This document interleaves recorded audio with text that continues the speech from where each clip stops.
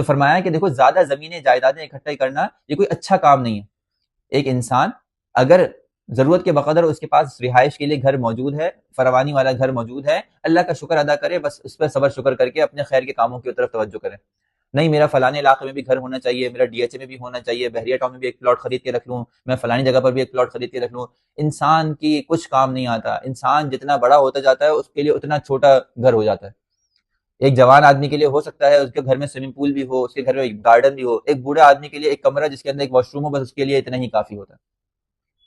بلکہ ایک وقت ایسا آتا ہے جتنا انسان بوڑھا ہو جاتا ہے اس کو واش روم سے قریب جگہ پہ بٹھا دیا جاتا ہے، لٹا دیا جاتا ہے کہ بھائی جیسے ہی تمہیں جانا ہو فوراً چلے جاؤ. اتنی بھی اس میں ہمت نہیں ہوتی. اس کے لیے بڑا گھر اور چھوٹا گھر بیکار ہو جاتا ہے. آج ہمارا المیہ یہ ہے کہ ہم میں سے ہر آدمی کروڑ پتی بننا چاہتا ہے. یہ نہیں سوچتا کہ ہم جتنا مال جمع کریں گے اس کا ہمیں حساب بھی دینا ہوگا.